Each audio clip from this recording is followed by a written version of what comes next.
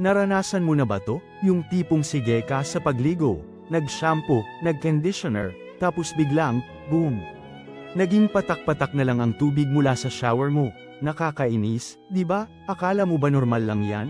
Well, hindi lang ito basta-bastang nawawala. May malalim na dahilan sa likod ng paghina ng presyon. Kadalasan, ang salarin ay ang mga dumi, kalawang, o mineral deposits na unti-unting namumuo sa loob ng inyong tubo.